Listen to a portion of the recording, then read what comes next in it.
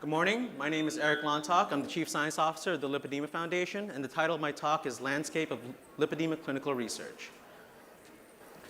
My disclosure is that the Lipedema Foundation funds academic and university-based researchers primarily, but we do have one award that is for a for-profit company that is developing a 3D-based scanner, iPad-based 3D scanner, to rapidly image the limbs and the abdomen. I myself have no personal or professional disclosures. Our learning objective today is that I want us to be able to demonstrate the role and value of the Lipedema Foundation Registry for lipedema clinical research. Now, when we last spoke in 2018, we talked about the universe of disease research, how it involves clinical research, basic research, patient experience, and how this all feeds into the clinical guidelines of how to diagnose and manage a disease. And today I really want to focus on clinical research, which comes in two main flavors. The first is a clinical study, wherein you have a group of individuals that have a disease, and you're asking, in this group of individuals, what does the disease look like? The other type is a clinical trial, and if you notice here, half of the group is in colored, the other half is not. Because in a clinical trial, in one half, you're not going to do anything, and in the other half, you're going to apply an intervention. And that intervention could be a different kind of drug, a different kind of compression, a different kind of diet. And you're asking, in this subgroup of individuals, what is that intervention doing? And the way that I keep track of this is that for a study, it's an observation, you're observing. For a trial, you're applying an intervention. And one study that I'd like to talk with you about today is recent wonderful work by Sarah El-Gadban, Karen Herbst, and their collaborators. The title's here, and the link is on the bottom. And what Sarah and Karen did is that they took a little piece of tissue from the thigh, and they looked at that little line of, where the epidermis ends and the dermis begins, that end of that little purple part. And they asked, hey, in that area, how many blood vessels do we see? And what this data looks like is that on the y-axis, how many blood vessels? And on the x-axis, lipedema or not lipedema, controls. And what they found was that in a situation where there is no obesity, the individuals with lipedema have more blood vessels in that lower layer, that lighter purple part of their tissue. And interestingly, in a situation where there is obesity, what they saw was that individuals with lipedema have more blood vessels in the upper layer of this papillary dermis. This is awesome, right? This is like one of the very first objective, well-powered results that we have about lipedema. This is wonderful. And then I want to make sure that, this shouldn't change how you're managing your disease, because we don't yet know what this means.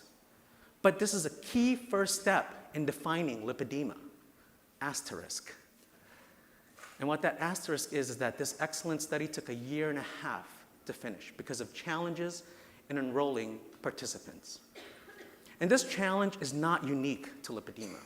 This is a common challenge faced by all kinds of clinical research. And recent work by Joseph Unger and Mark Fleury showed that, across 13 very well-designed clinical trials, on average, only 8% of people who could participate did. And this is in the best case scenario. Broadly speaking, it's even lower. Of 100 people who could participate in a study, only 2 to 3% did. So I think the question before us today is, as a community, how can we do this better? Well, one way is if you join the Lipedema Foundation Registry.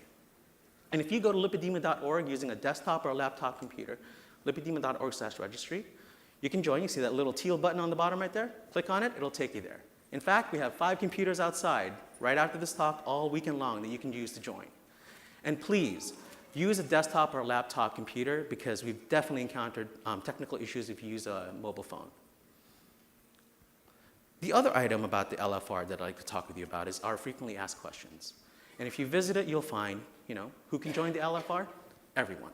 Lipedema, DIRCMs, lymphedema, chronic venous insufficiency, without lipedema, name it. You're all welcome.